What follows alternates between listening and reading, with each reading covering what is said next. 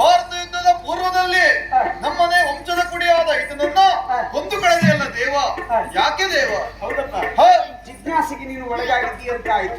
ನಮ್ಮ ವಂಶದ ಕುಡಿಯನ್ನು ನಾವೇ ಕೊಲ್ಲಬಹುದೇ?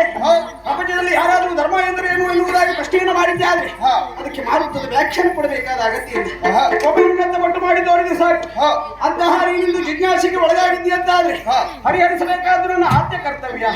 ಈ ಬರ್ಬರಿಕ ಇದ್ದಾನಲ್ಲ, ಅವ ಇಲ್ಲಿಯವ ಅಲ್ವಯ್ಯ? ಮತ್ತೆ ಅಲ್ಲಿಯವ ಅವನೊಬ್ಬ ಯಕ್ಷರಾಜ, ಯಕ್ಷ ಸುವರ್ಚಸ್ಸು ಎನ್ನುವಂತ ಗಂಧರ್ವ. ಈ ಹಿಂದೆ ಬ್ರಹ್ಮಲೋಕದಲ್ಲಿ ಸಭೆ ನಡೀತಾ ಇತ್ತು. ಸಭೆಯಲ್ಲಿ ಅಧ್ಯಕ್ಷ ಸ್ಥಾನವನ್ನು ವಹಿಸಿಕೊಂಡವ ನಾನು. ಬ್ರಹ್ಮನ ಉಪಸ್ಥಿತಿಯೂ ಅಲ್ಲಿತ್ತು. ಇಂದ್ರಾದಿ ಸಕಲ ದೇವತೆಗಳೊಂದಿಗೆ ಈ ಸೂರ್ಯವರ್ಚಸ್ಸು ಅಲ್ಲಿವರೆಗೆ ಬಂದಿದ್ದ. ಆ